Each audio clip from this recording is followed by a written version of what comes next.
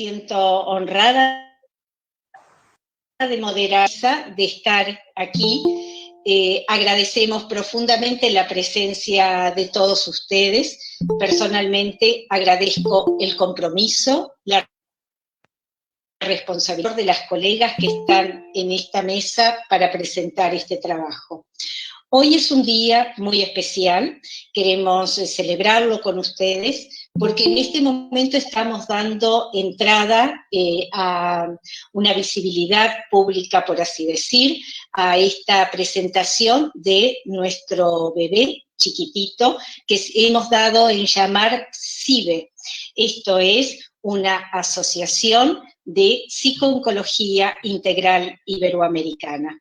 Se lo presentamos con amor y los estamos invitando a cada uno de ustedes a sumarse y a seguramente enriquecernos y hacer los aportes que crean pertinentes.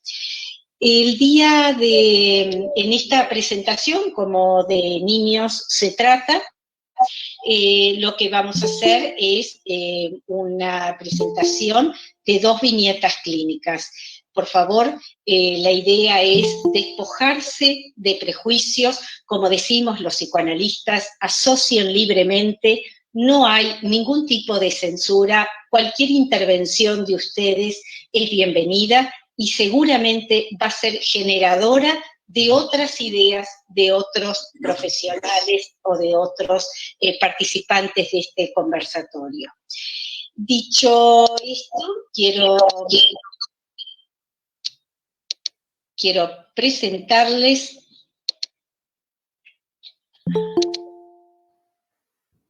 no sé si se ve la pantalla.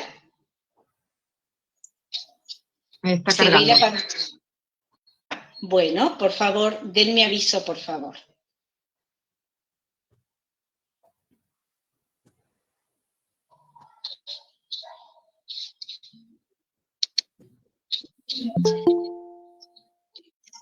¿Está?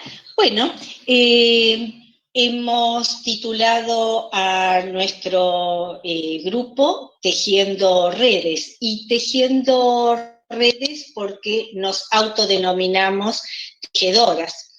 Las tejedoras de hoy somos Verónica Eslavabucha. Verónica es de España, es máster en psicooncología pediátrica y cuidados paliativos y es directora del máster en psicooncología pediátrica y cuidados paliativos de la Universidad Miguel de Cervantes. Amaya Rosa Páez es chilena, también es psicooncóloga infanto-juvenil, diplomada en cuidados paliativos oncológicos, máster en psicooncología y docente del diplomado en Ecoperbras, Perú. La doctora Mariela Calzado Calderón, médico cirujano, es especialista en paidopsiquiatría, maestría en psicooncología y doctorado en tanatología. Y yo soy Esther Daniel, psicoanalista, psicooncóloga, tengo la dirección y docencia de psicooncología en Hospital Italiano y en la Universidad Nacional del Chubut. Así también pertenezco al comité de la Asociación Médica Argentina de Cuidados Paliativos. Lo más importante es que tanto de Chile, de México, como de España, como de Argentina, nos reconocemos como tejedoras. ¿Y saben por qué? Porque consideramos que para tejer se necesita calma y paciencia. Digamos que esos son los ingredientes para lograr entrelazar y transformar las hebras. Entonces, ustedes permítannos, nos sentimos como esas moiras encargadas de tejer el hilo del autoconocimiento y de las dificultades que puedan surgir a lo largo del camino. Podemos imaginar en nuestra consulta, en nuestra práctica, que todos tenemos un laberinto y un hilo. Y nosotros, los psicooncólogos, los profesionales de la salud, tenemos el privilegio de acompañarnos a encontrar la salida. De esta manera, nosotros es como trabajamos tanto con el paciente como con el equipo de salud, como con la familia. Y es entrelazando estas hebras para transformar lo más que podamos o lo más eficazmente posible una cuerda resistente. dijimos que vamos a presentar 2 viñetas clínicas. Y como disparador vamos a ofrecerles, ustedes empiecen por donde quieran, pero como disparador queremos ofrecer 2 consignas. Una es una pregunta que nosotras mismas nos hicimos frente a esta lectura, y es: ¿se puede tejer la esperanza? ¿Se construye la esperanza? No vamos a desestimar la fe como creencia personal, no vamos a desestimar la caridad como una conducta altruista, pero nosotros tenemos el denominador común en nuestro equipo de fomentar la esperanza. Y la esperanza surge cuando uno cree que aquello que desea es alcanzable, porque cuando se desea lo inalcanzable resulta decepcionante. Entonces debemos averiguar si las expectativas realistas son poco probables, son improbables o son desmesuradas. Estamos dentro del terreno cuando estamos trabajando con niños, estamos dentro del terreno de la patología intersubjetiva. No hay niño enfermo, hay hijo enfermo. Tanto el chico como su familia tienen la vivencia de estar con la vida amenazada.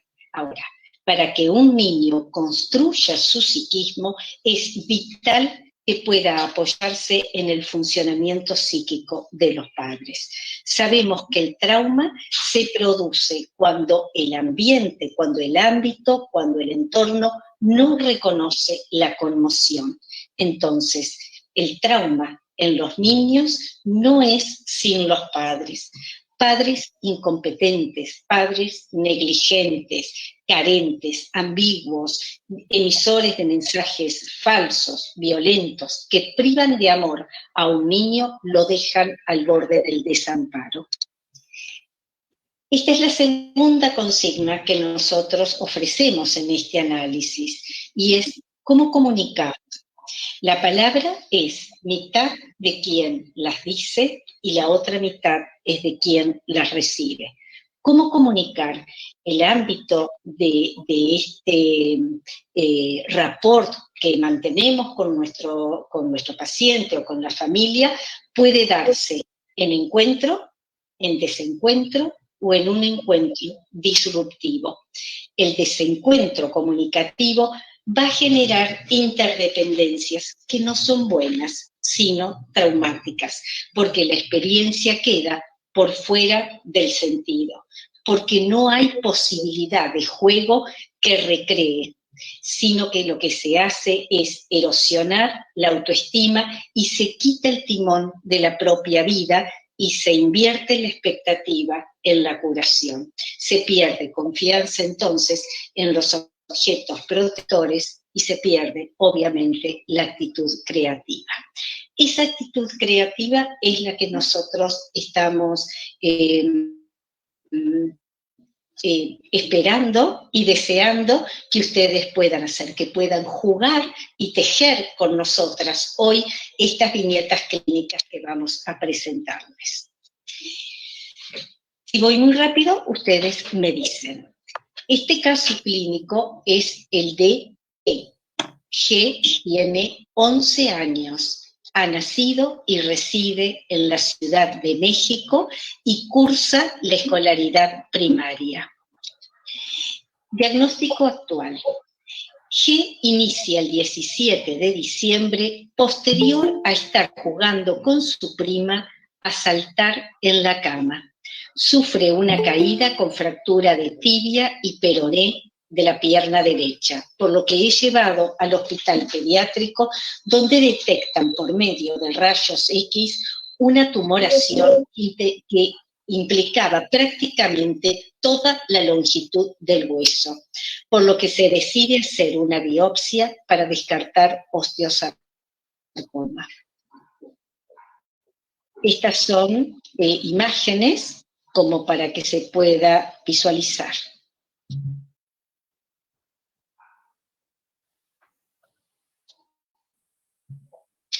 Como hallazgo radiológico se encuentra un tumor pequeño en la pierna izquierda distal de menor tamaño. Se envía al servicio de oncología para la toma de esa biopsia. Nos encontramos que tanto el menor como su familia presentan temor, sensación de tristeza, desesperación. G presenta además irritabilidad, negativa a estar en reposo por el aparato de yeso que porta.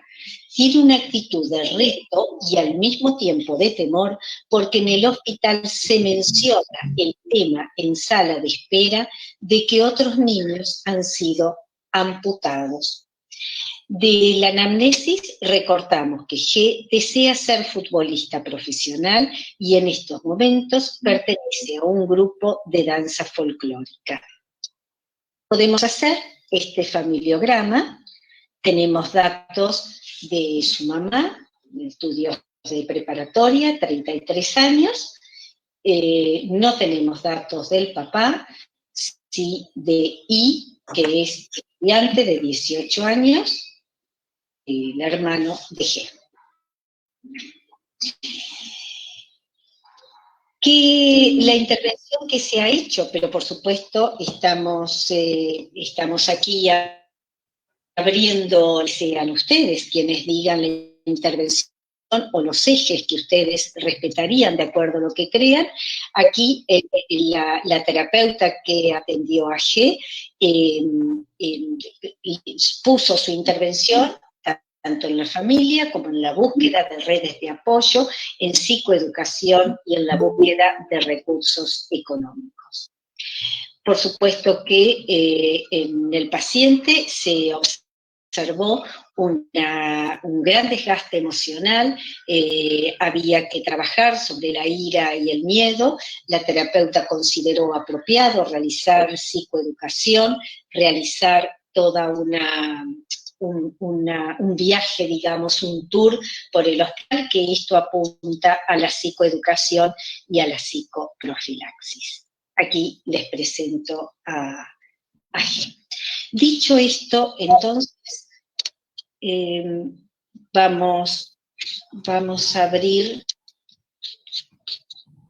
a ver si puedo volver a ustedes.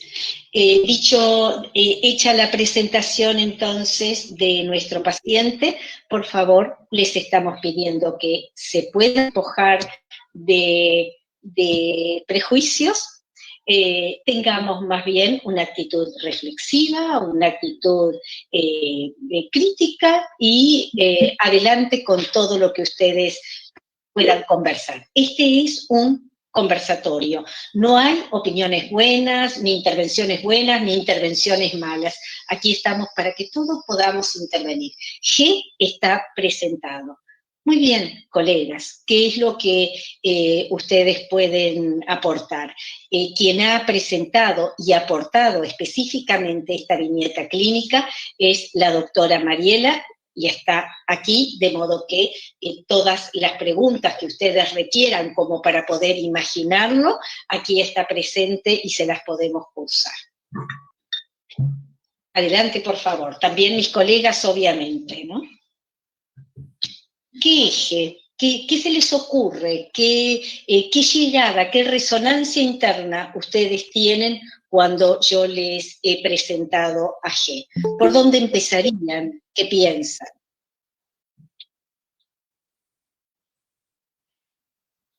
Hola, buenas tardes. Hola. Hola, Mi nombre es Fabiola Salazar. Agradezco mucho la invitación de la doctora Mariela a este espacio. Bueno, bajo las dos premisas que nos presentan al inicio, sobre que si se puede tener la esperanza o generar o tejer esta esperanza tanto con la familia como con G, a mí me parece que sí. Inicialmente, estas emociones que se presentan bajo un diagnóstico de limitación o probablemente de amputación, de la pérdida del miembro, son naturales, porque de pronto no estamos realizando nuestras actividades, en este caso el juego de estar brincando, con la intención de lesionarse. Esto pues nos lleva a conocer el diagnóstico de que probablemente puede ser un osteosarcoma y eso de una manera natural genera temor. Ahí tendríamos, o me parece que sería pertinente entrar primeramente con estas emociones que surgen de una manera natural para saber de él y no interpretar por qué lo está sintiendo, ¿no? Y de ahí entonces retomar para poder intervenir hacia esta construcción o hasta este acompañamiento y tejer esa esperanza. Muchas gracias, Fabiola. Qué interesante lo que aporta Fabiola, ¿verdad? Porque Fabiola nos invita a pensar no en la patología, ella usó el término natural, no en la patología de las emociones, sino que esta emoción de ira, de irritabilidad, son emociones que tienen lugar. Y tienes razón, Esther, y es bien importante recordar que el adolescente, y estamos hablando de una adolescente inicial, 11 años, no necesariamente va a entender que lo que está sucediendo es algo que puede pasarle a cualquier niño. Si no me está sucediendo a mí, me asusto, y como me asusto, me enojo, porque además la culpa puede ser un generador muy importante de emociones negativas. Y hablamos de una familia uniparental con problemas económicos. La desesperación, hablando de confianza y de fe, era una constante en el inicio del tratamiento, porque es ¿qué voy a hacer con gastos catastróficos? ¿Qué voy a hacer para conseguir curar a mi hijo? Que era como una premisa. Fíjate qué importante, Mariela, que estaba pensando cuando leíais el caso, ¿no? Y un poco lo que decía Esther, cuando un niño, un adolescente de repente pasa esto y empieza a haber mucho movimiento alrededor. Y es súper importante que no perdamos la mirada del niño, ¿no? Porque a veces nos perdemos la mirada de los problemas de los adultos, médicos que hablan con los papás, pero a veces no devolvemos la mirada, ¿no? Y esa comunicación hacia el niño, ¿no? Que es el que está enfermo. Entonces, a mí me parece como muy importante que no perdamos como el centro, ¿no? O sea, como esa mirada central, que el paciente realmente es el niño y que a partir de ahí tiene, ¿no? que surgir el resto de miradas. Porque a veces con este inicio tan turbulento que suelen tener las familias se pierde, ¿no? Por unos momentos esto y el niño está perdidísimo, ¿no? Incluso qué pasa con los adultos, ¿no? Alrededor del niño, ¿no? Entonces me parece como muy importante esto, esta mirada, ¿no? También hacia, no perderla, ¿no? Esta mirada hacia quién es el paciente. Sí. Sí, a mí me quedó dando vuelta lo que comentó Fabiola, que creo que está muy de la mano con lo que está descrito en el caso. Dejé que todo inicia con una caída.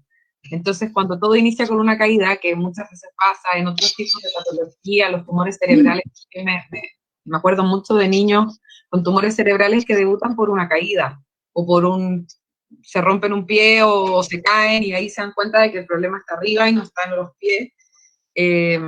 Y como eso también genera mucha responsabilidad, los niños terminan sintiéndose responsables o culpables de lo que muchas veces ocurrió por otro problema, en el fondo, porque había algo de base que estaba mal, no es porque él estuviera jugando que pasó esto. Entonces, como dice Vero, es tan importante poner el foco en ellos, los niños, en lo que están interpretando y en cómo lo están viviendo para poder ir despejando fantasías, aclarando dudas y dando espacio también a esta irritabilidad por un lado, que es muy natural, y por otro lado ir dando espacio también a que él haga sus propias preguntas, ponga en la mesa qué es lo que él necesita hablar.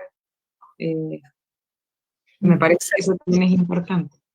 Qué interesante. Perdón, Verónica. No, añadiendo un poco lo que decía Maya, perdón, Esther, que quiero decir una cosita, y es que sí es interesante saber cuánto quieren saber los chicos. Hay chicos que quieren saberlo todo, pero hay chicos que no quieren y quieren delegar, ¿no? En los padres. Entonces, súper importante, ¿no? Saber desde dónde parte el paciente. Yo creo que un mínimo de información todos los pacientes tienen que tener y a partir de ahí adaptarnos, ¿no? Y seguir un poco lo que quiere el paciente en su enfermedad, ¿no? En su proceso. Sí, Verónica ya dio el pie para trabajar la segunda consigna precisamente, que es el tema de la comunicación y del cuidado en la comunicación. Lo que yo quería agregar es lo interesante que tanto Verónica como Amaya han podido aportar, porque Verónica hablaba del entorno del paciente y decíamos al comienzo que se trata de un terreno de patología intersubjetiva. Entonces, acá estamos frente a dos pacientes. La familia conforma el lugar de un paciente de segundo orden. Por supuesto, el chico es el paciente y la familia es nuestro segundo paciente, ¿no? Y luego Amaya introdujo el término de la culpa, y aunque suene un poco vulgar esto, en realidad me parece un elemento a tener muy en cuenta, porque ya suficiente tiene el chico y la familia como para hacer una pregunta que muy comúnmente se escucha en los consultorios, y es: ¿qué responsabilidad habrás tenido como para tener o como para padecer esta enfermedad? Ya bastante está teniendo lo que tiene como para además sumarle este ingrediente de la culpa. Entonces, también este es el pie para, como dice Vero, introducir el punto de la comunicación. Cómo comunicamos, cómo decimos, ¿no? Teniendo el antecedente que nada de lo que nosotros digamos es neutral, nada. Las palabras no son neutras. Eso es muy cierto. La comunicación no es neutra. Claro. Además, tenemos que tomar en cuenta que a la edad de este paciente, una de las cosas que debemos de considerar es que no es un niño, pero tampoco es un adulto. Y entonces la comunicación tiene que ser acorde a lo que está entendiendo. Justo el enojo, la negativa a quedarse quieto aún con el aparato de yeso, la negativa a permitir que lo exploren porque sucedía que no quería que se le acercaran porque tenía mucho miedo que le hablaran de amputación. Primero, que entiendes por amputación. Segundo, que entiendes por lo que está sucediendo, porque podría sonar a no entiendo nada porque solo salté en la cama. No tendría que haber sido tan grave y ahora veo a mamá llorar y a todo el mundo asustado. Y lo que se tendría que trabajar, creo yo, es una comunicación directa y clara al nivel del paciente. Y estoy hablando solamente de G, nada más. Y en este sentido... Sí, adelante, en Fabiola. este sentido, retomando la comunicación, pues es poner en práctica esta escucha activa, ¿no? Dejar de lado la interpretación de mi propio sentir, porque algunas ocasiones caemos en esta circunstancia de empezar a interpretar bajo mi mirada, tal vez profesional, tal vez personal, tal vez de una vivencia propia, familiar, y empezar a escuchar lo que el chico está sintiendo a partir de esta experiencia, ¿no? ¿Qué quiere, qué siente, qué piensa? Porque empiezan a actuar las autoridades o los que están a cargo de él. Entonces, escucharlo también va a ser muy importante. Sí, yo respeto por mi parte, Fabiola, hablo a nivel personal, ¿no? Yo respeto muchísimo tu intervención, sin embargo mi diferencia es creer que, me parece a mí, uno debe incluir en la propia interpretación de la situación, qué es lo que me pasa a mí como terapeuta frente a este chico o a este paciente. Eso no significa que yo lo traslade, pero si un paciente, suponete, a mí me parece, que si un paciente a mí me aburre, yo podría llegar a preguntarme qué me está pasando a mí frente a este paciente que me aburre. Porque si parto de la premisa teórica de que un terapeuta que se precie de tal tiene que ofrecerse como pantalla a lo que siente el otro, seguramente puedo inferir que aquello que me está pasando a mí puede tener que ver con cuestiones mías, y lo veré en mi análisis personal, pero puede tener también que ver con eso que me está poniendo mi paciente. Entonces, creo yo que uno tiene que incluirse con lo que piensa, con lo que siente, incluso con el dolor. El dolor, no sé, Mariela es quien más nos va a decir ahora qué es lo que le pasó a ella con este paciente, ¿no? Qué es lo que pudo haber sentido con alguien que está asustado frente a la amputación.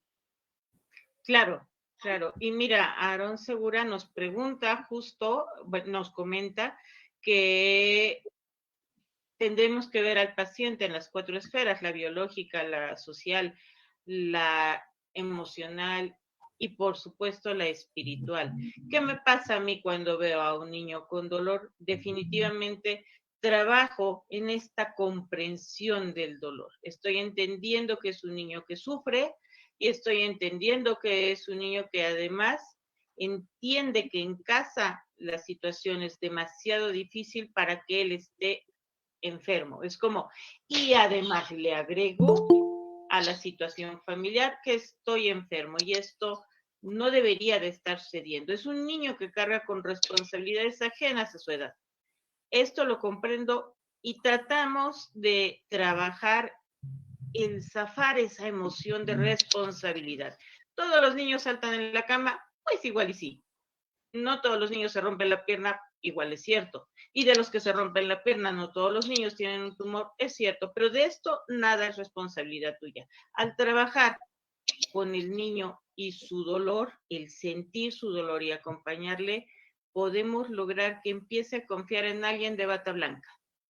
Porque no es fácil confiar en alguien de bata blanca cuando ya te redujeron una fractura y ya alguien dijo es que además cortan piernas, y alguien más dijo es que estése quieto.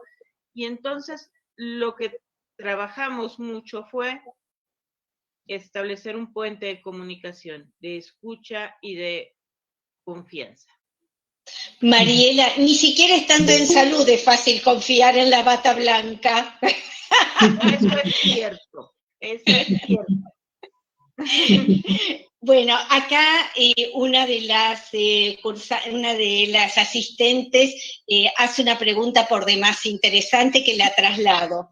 Dice, ¿cuáles serían las estrategias para manejar las emociones ubicando la etapa de la vida en la que se presenta G y que tanto quiere saber de su enfermedad?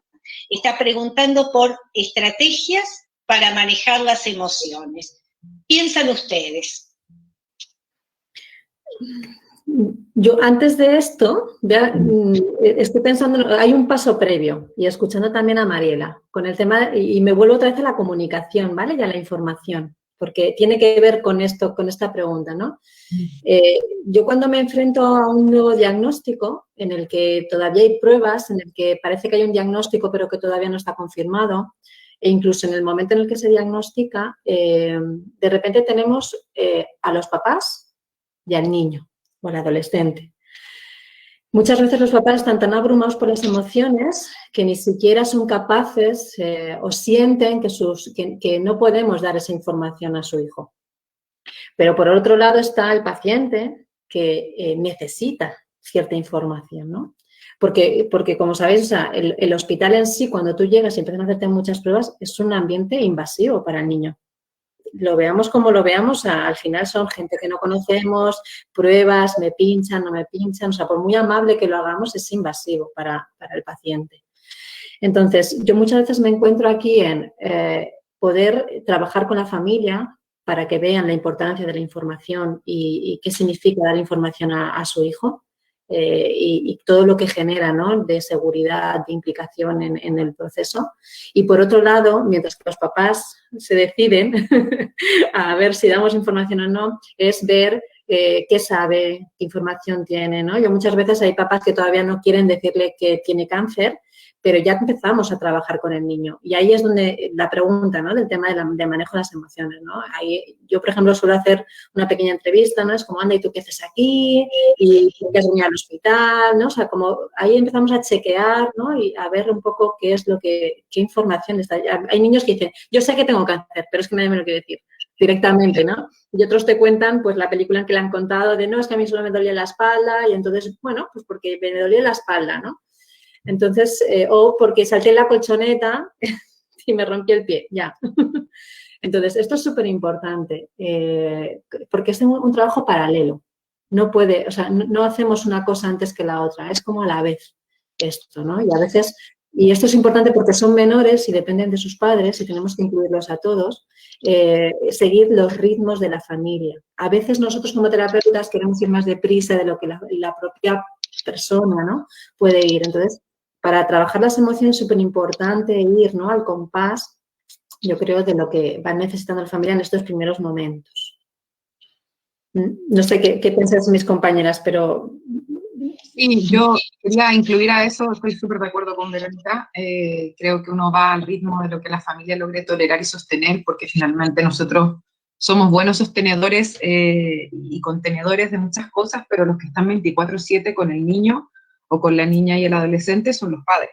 Entonces, si los padres no están suficientemente tranquilos para poder sostener lo que viene después de conversar y de las preguntas que van a aparecer, yo también creo que uno tiene que ir en alianza con ellos y a lo mejor yo utilizo muchas veces la estrategia de, como dice Vero, de entrar a preguntar qué estás haciendo acá, por qué estás en el hospital, quién te trajo, te pasó algo, y ahí uno va entendiendo un poco la interpretación y la lectura que está dándole el niño o el adolescente de la realidad que está viendo y de las caras, de la comunicación no verbal que fluye en el hospital radicalmente por un canal totalmente distinto al que nosotros los adultos vemos cotidianamente, pero está ahí puesto. Por otro lado, también yo creo que el dosificar la información muchas veces, lo que se me ocurre a mí con los padres cuando están demasiado resistentes, es decir, ok, vamos a ir con verdades parciales. O sea, es como, ok, tienes algo en la pierna y tenemos que saber qué está pasando ahí. Por eso hay que hacer más estudios, pero tenemos que quedarnos unos días acá, y eso ya está abriendo el espacio a que él pregunte también. Como decía Vero, hay un mínimo de información que es necesario para que el otro pregunte, porque si no, nunca va a preguntar o no se va a sentir en el espacio de acogida para poder hacer sus propias preguntas y construir su propia realidad al final, ¿no? No solo para que pregunte, sino para que sea alianza del proceso de curación, ¿no? Hacerlo sentir protagonista de esta historia. Y es muy interesante, Amaya, lo que estás pautando, porque primero mencionás la importancia de escuchar la explicación natural que tiene el chico o el paciente de la enfermedad. A nosotros no nos interesa que alguien nos diga, sí, tengo osteosarcoma porque es que a nosotros nos interesa lo que significa, ¿no? Y lo que representa para ese chico esa enfermedad. Y por otro lado, me parece que no hay que olvidar que la verdad no es una obligación, la verdad es un derecho. Y como derecho, entonces, la verdad tiene que ser dada, como decía Amaya, de una manera gradual y soportable, pero soportable no para mí, soportable para el otro. Entonces, habrá que medir con qué aparato psíquico y con qué recursos contamos del otro lado como para manifestar esta verdad, que a lo mejor es la misma en el otro paciente, pero he aquí que el otro paciente no tiene, como decía Mariela, una familia monoparental, no tiene estos recursos económicos, no tiene esta estructura como para poder alojar esa verdad, ¿no? Así que es un trabajo de ir levantando estos puntos que decíamos de tejido, pero para hacer esta trama particular y este tejido con este paciente diferente al otro. Sí, claro. Y además, perdóname. Mariela. Además, hay que recordar que es un paciente que se está estudiando y por lo tanto es un paciente a quien sí, como cuentagotas, le van diciendo, ahora vamos a hacer este estudio, ahora te vamos a meter a biopsia, ahora resulta que hay un tumor en la otra pierna, pero es muy chiquito, no te apures. Y el niño lo puede comprender, pero en ocasiones, y seguramente a ustedes les ha tocado, que quienes lo comprenden primero son los adolescentes o los niños, y quienes después lo van entendiendo son los padres. Y trabajamos como a diferentes niveles de comprensión cuando el niño ya empieza a manejar, ok, es un tumor y me van a poner, como fue el caso de G, me van a quitar el hueso. Ya me explicaron que me van a quitar el hueso.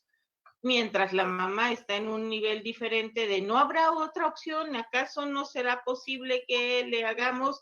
Y entonces ahí es donde, como Verónica nos decía, tenemos que ir trabajando con ambos tipos de pacientes, pero no siempre se trabaja en el mismo nivel. Otro de los participantes, Aarón, menciona bien estas 4 estructuras, la biológica, la social, la mental y la espiritual. Y Aarón apunta de que estos niveles son necesarios a tener en cuenta en el abordaje integral de la enfermedad.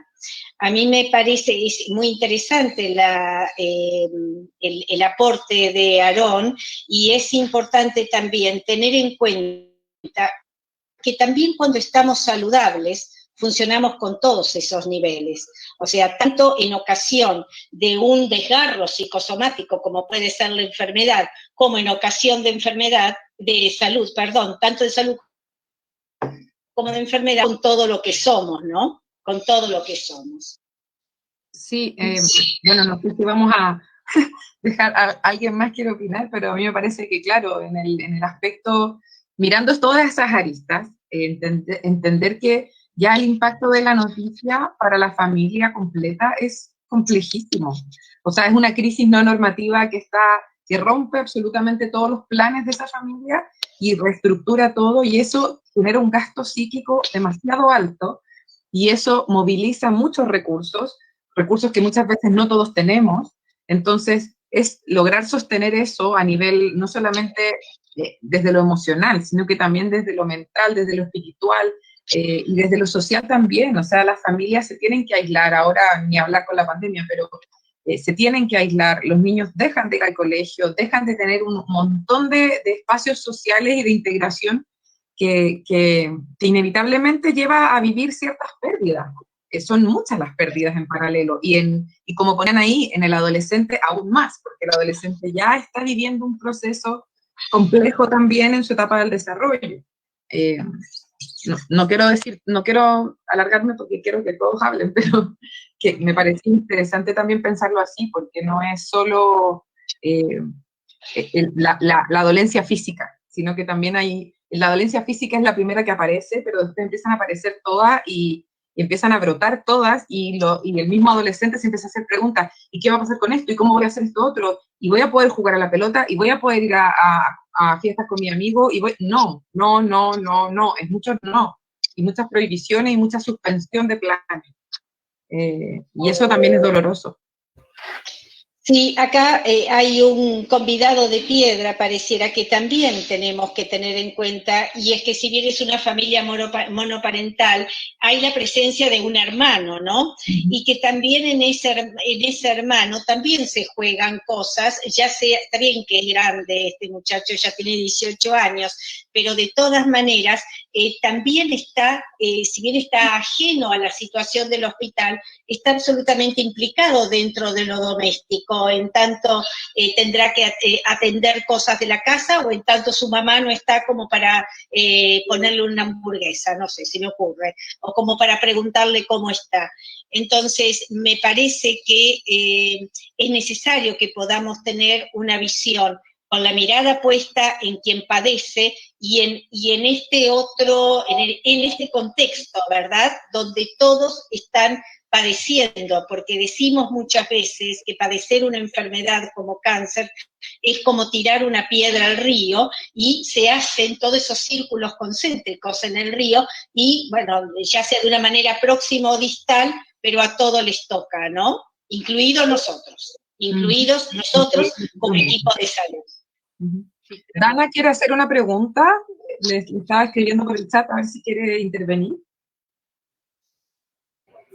Sí, buenas tardes, me presento, soy Dana, soy estudiante de medicina, soy una de las alumnas de la doctora Mariela, y precisamente conforme a este tema, yo tengo una opinión en particular, en cuanto a que los niños son, digamos, una esponjita que dependiendo de las edades van absorbiendo diferentes cosas, y el caso que comentaban, que precisamente este niño a la hora de ser fracturado en un hospital se entera de que a lo mejor tiene alguna enfermedad terminal y los padres no se lo dicen como tal.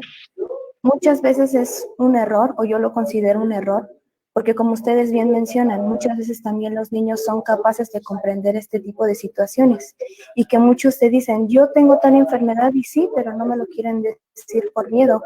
Y sí, y también tiene que ver mucho la familia, el entorno familiar, porque al menos en mi familia sabemos que si alguno de nosotros nos enfermamos, no solamente esa persona lo padece, sino todos los demás miembros de la familia, porque compartimos con él, porque estamos con esta persona, porque sabemos que si él adolece de algo, nosotros tenemos que apoyarlo de inmediato y como familia tenemos que actuar como una fortaleza para esta persona. En lo particular es mi comentario y precisamente me llamó mucho la atención porque son diferentes puntos de vista, pero en lo particular para mí es muy arraigado eso de un núcleo familiar para a lo mejor apoyarnos entre nosotros y salir adelante todos juntos. Muchísimas gracias, Dana. Una participación maravillosa y sí, efectivamente, los hermanos llegan a ser invisibilizados, se vuelven invisibles y entonces nadie los pela y de repente los volteas a ver. Esta hermana, porque es mujer, es mayor de edad y puede hacer como muchas cosas, pero cuando son chiquitines es un problema importante y se vuelve más un problema que un alivio porque no sabes con quién dejarlos y no sabes qué hacer. Pero también, claro, deben de estar enterados del diagnóstico, a su nivel de comprensión y claro, también poco a poco, como la familia lo vaya permitiendo, recordando, son menores de edad y son los padres los que pueden decir hasta dónde, los que legalmente tendrían el derecho de hacerlo. Sin embargo, si se trabaja bien con todos ellos, logramos una cohesión familiar maravillosa. No olvidemos que G quería ser futbolista profesional. Incluso uno de sus sueños antes de ingresar a la cirugía final era ir a ver un equipo de fútbol, que no se notaba qué equipo de fútbol era porque no estoy haciendo comerciales.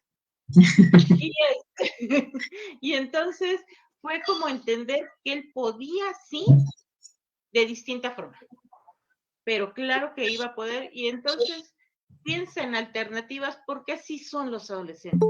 Pensar en alternativas es lo suyo, y empezó a regalarnos alternativas de ahora no voy a ser futbolista, pero puedo hacer tal y tal cosa. Y entonces, esta información es súper importante y como usted, y a veces como traductor simultáneo con medicina, es también básico.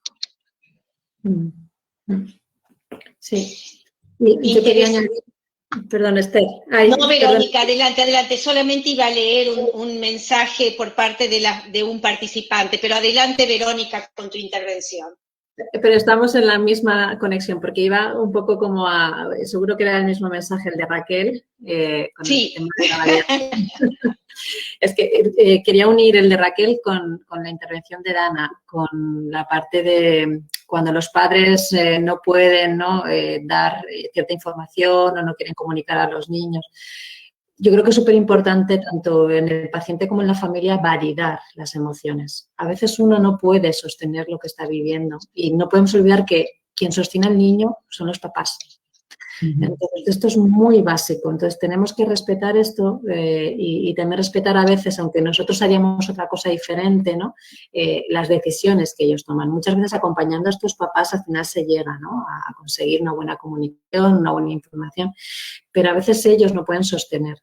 Entonces, quería recoger esto porque me parece que es muy importante y hay que respetarlo, ¿no? O sea, creo que yo no hablaría de error o no error, sino de lo que la familia en ese momento puede acompañar y puede sostener, y eso es tan válido como cualquier otra situación.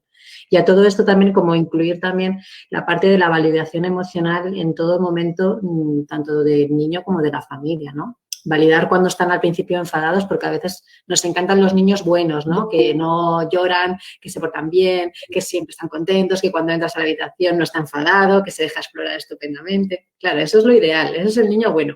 Pero ¿qué pasa? Y papás no conflictivos. El paciente Eso, ideal. eso. Ideal. Claro, pero tienen derecho a estar tristes, tienen derecho a estar enfadados y muy enfadados con todas las razones del mundo, ¿no?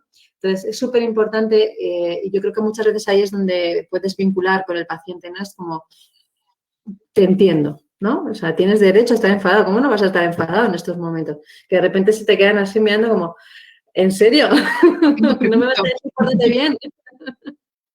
¿No? Entonces yo creo que esto es una buena estrategia, ¿no? Muchas veces, y incluso en la familia también, ¿no? Poder validarles como, claro, mamá, ¿cómo no te vas a sentir así, ¿no? Date tu tiempo, respíralo, vamos juntos, ¿no? O sea, que en este sentido. Sí. Yo quería comentar, la verdad que tenemos aportes de lujo, ¿no? El aporte de Raquel habla de la importancia en la estrategia de afrontamiento, fusionarlo también con nuestra comunicación y nuestra intuición.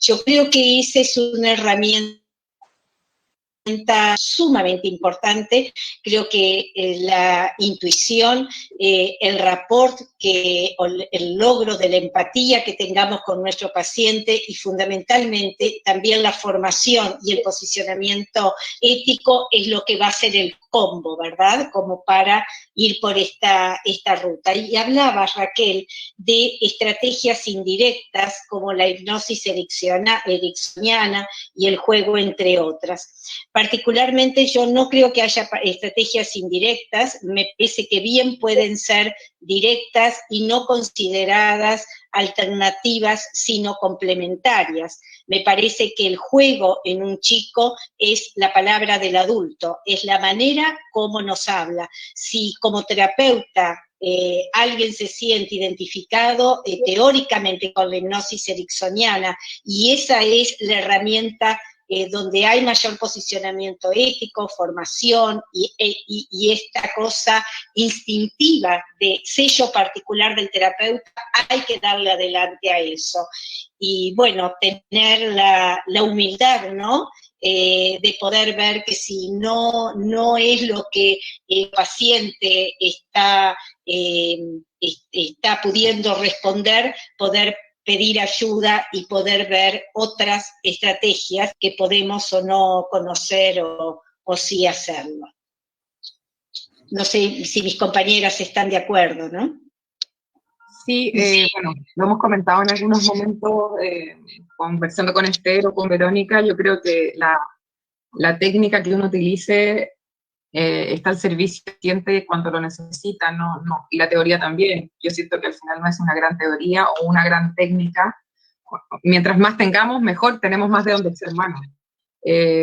Mientras más aprendamos de alguna otra teoría que a lo mejor no nos acomode tanto, o no la conozcamos tanto, si la conocemos un poco más nos puede servir a lo mejor con un paciente sí, con otro no, porque esto no es una receta de cocina.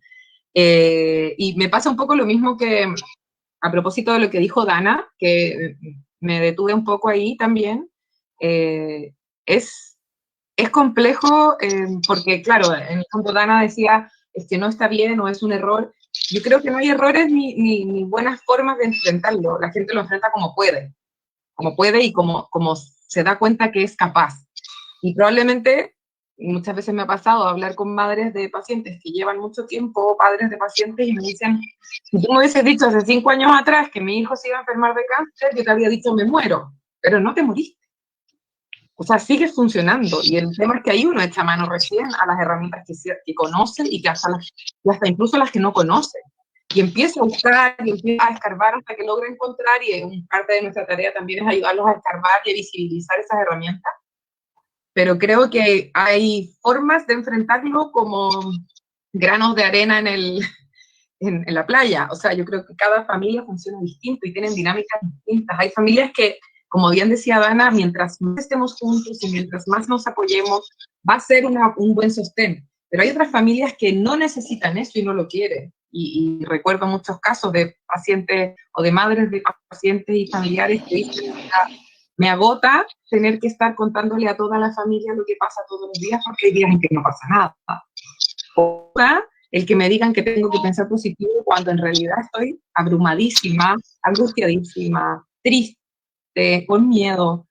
Creo que ahí hay un equilibrio que uno va también adquiriendo quizás con el ojo clínico, con el escuchar lo que decía Esther también, lo que nos pasa a nosotros cuando entramos a la pieza del paciente.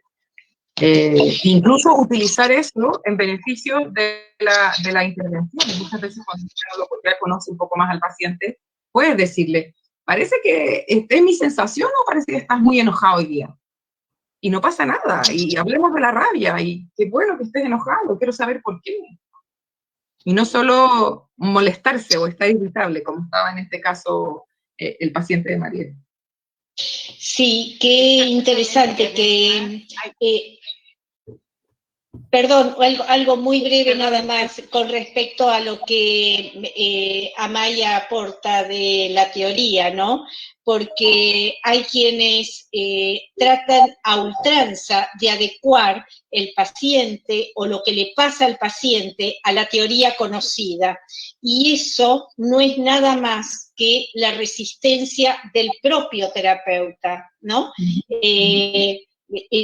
Si uno pudiera despojarse absolutamente como para escuchar al otro, y a lo mejor no está de acuerdo o complementado con la teoría que tenemos en la cabeza, y bueno, no sé, será momento de recrear o de tomar una mistura, ¿no? Y ser ecléctico es lo mejor como para no comportarse de una manera dogmático, que la verdad que eso no le favorece al paciente. En todo caso, ayuda al terapeuta a la propia resistencia. El mensaje de Paola que sigue habla de el chico como el protagonista de la historia, y eso es verdad, porque el centro de la atención tiene que estar puesto, el ojo del huracán también está puesto en este chico, ¿no? Que todo lo está absorbiendo. Así que sí, creemos efectivamente que es el protagonista, y si no, lo tendremos que poner en ese lugar justamente para que haga alianza terapéutica. Perdón, no sé quién iba a hablar y yo interrumpí. Iba a comentar, Esther, es importante que recordemos que si el chico logra empoderar estas ganas de salir adelante, estas ganas de tener opciones, porque tenía ganas de seguir y de tener opciones y de participar y de inclusive apoyar el dolor que veía a la familia, en la familia, tenemos que permitirlo, debemos permitirlo y fomentarlo, porque no es que los cargue, es que lo compartan. Y si no hablaban de lo que podía suceder con el diagnóstico, el que ahora lo empiecen a hablar es un paso enorme, porque nosotros decimos que es una intervención a modo de la familia. En México les digo yo a mis alumnos que es una intervención desastre. Como sastre debe de quedarle el traje porque está hecho a la medida de cada familia y de cada paciente. Pues esa es la intervención que tenemos que hacer y que se hizo con G en cuanto a vamos a apoyar a mamá que cree que no se puede y que tú no puedes, y a ti que sabes que puedes y que vas a ayudar a que mamá pueda. Y eso empoderó tanto a G que ayudó muchísimo. Gracias.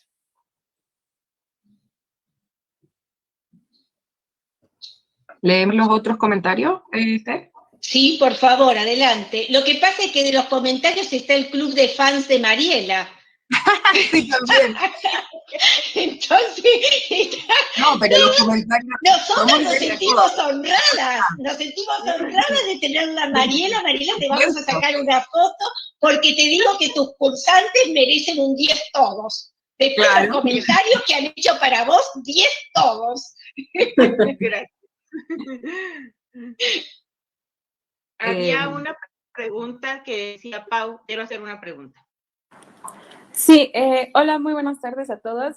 Como mi compañera, yo también soy alumna de la licenciatura de Medicina, también soy con gran honor alumna de la maestra Madega. Y bueno, yo tengo una pregunta. Toda esta conferencia hemos hablado acerca de la importancia que tiene este núcleo familiar en todo este proceso, pero ¿qué pasa cuando la familia no está? Digo, independientemente de cuál sea el número de familia o, pues sí, los papeles, los roles que tiene cada familia. Hablando, por ejemplo, íntimamente en algo más, más individual, un núcleo. ¿Qué pasa si estas figuras paternas no se encuentran para los niños?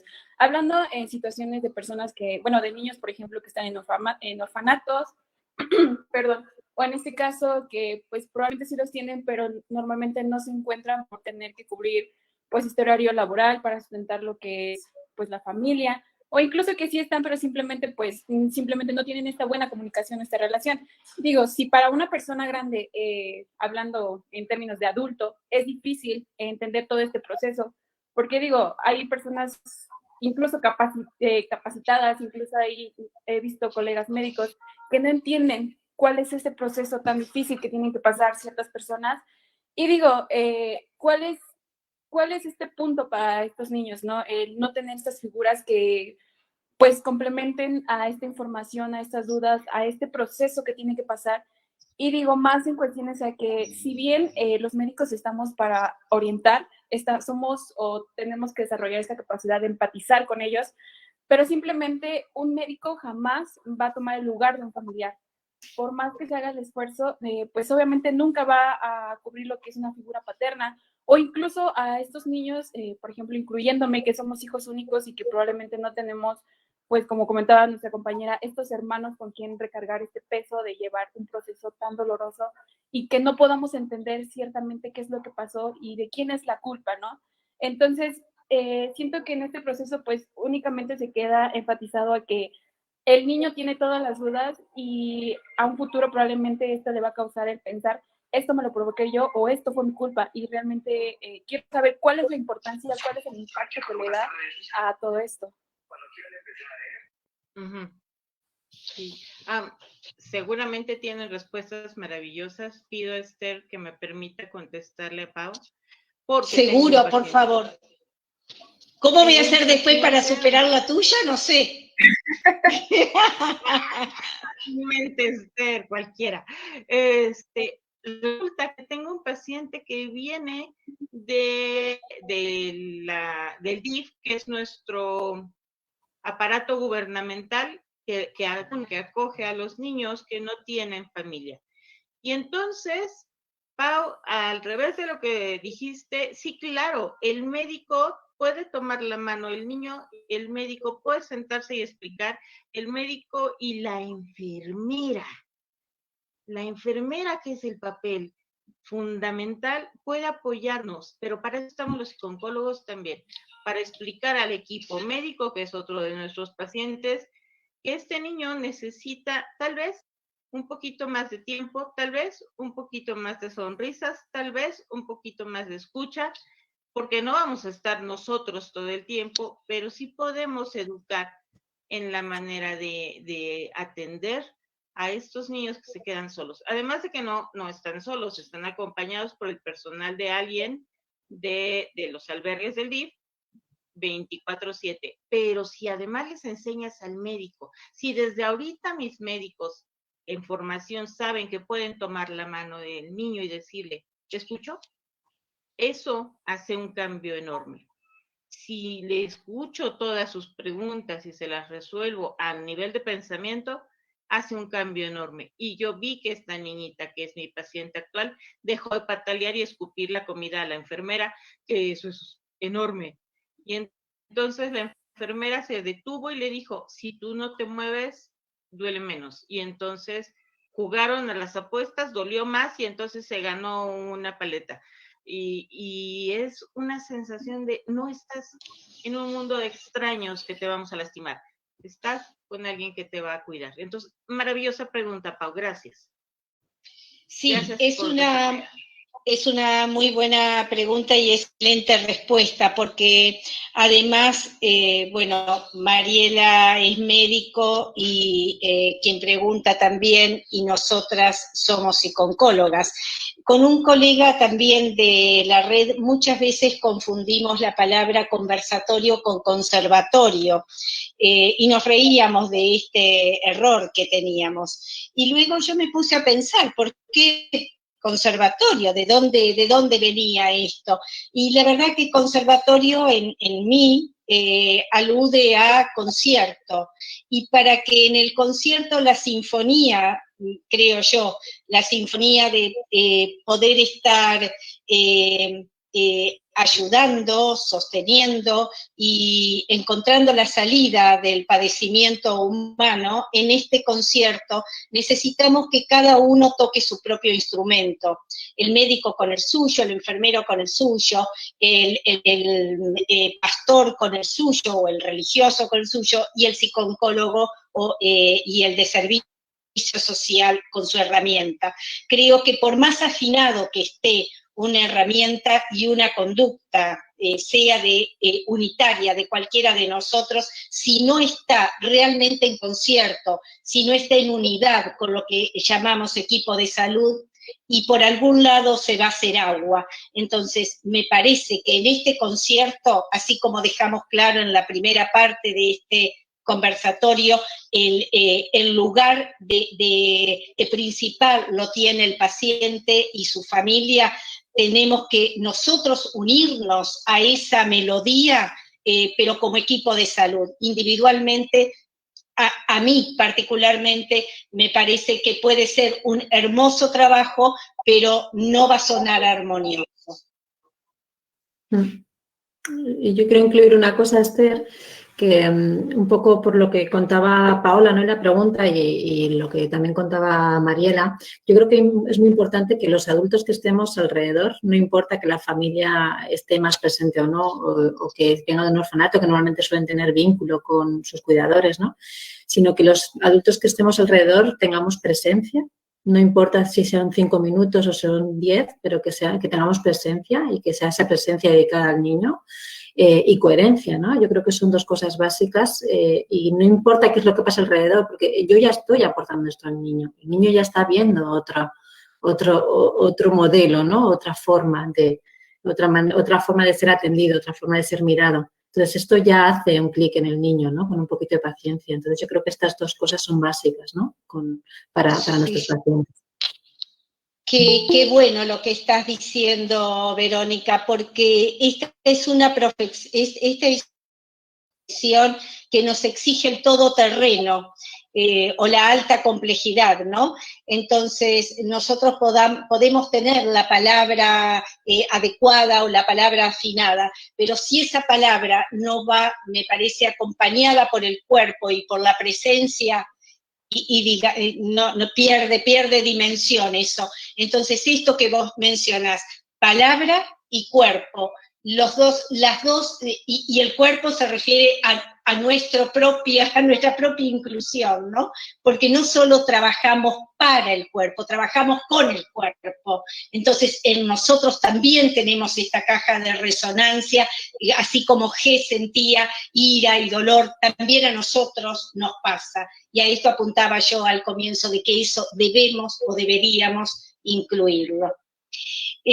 Yo no sé si mis colegas están de acuerdo, pero dicen que uno tiene que quedarse con cosas para un próximo encuentro, ¿no? No sé si sí. Amaya, Vero y Mariela piensan lo mismo. Sí. ¿Sí? Entonces, lo que nos resta, bueno, yo en nombre de mis compañeras, es agradecerle a todos y a cada uno de ustedes. Realmente ha sido riquísimo la intervención. Nosotras no hubiéramos podido jugar aquí sin la presencia de ustedes. Así que muchas gracias. Nosotros estamos a disposición. Yo les voy a dar el correo electrónico de cada una. Así que, por supuesto, estamos a disposición de ustedes, y si ustedes quieren y tienen ganas de escucharnos una otra vez, comuníquense. y para nosotras va a ser un gusto. Nos ha quedado, Amaya tiene una viñeta clínica que la verdad es tan importante como la de Mariela y nos queda pendiente como para compartirla con ustedes. Así que solamente decirles gracias, solamente decirles que gracias por asistir al nacimiento de Psico-Oncología Integral Iberoamericana. Acérquense, ustedes son importantes para nosotros. Y bueno, paso a darles nuestro correo y agradecerles muchísimo, pero muchísimo que hayan estado aquí. Gracias, Amaya, gracias, Vero, gracias, Mariela, por todo el compromiso y por el trabajo y por honrarme por estar con ustedes. Muchas gracias. A ti. Gracias. Gracias a todos. Ahora paso nuestro correo, por favor, a ustedes. Ya paso nuestro correo, por favor. Disculparán mi edad, pero no me resulta sencillo estas cosas. Así que, a ver, acá no. Podemos copiarlo si quieres en el chat, para que la gente le quede ahí. Pero acá lo encontré, no sé si se ve.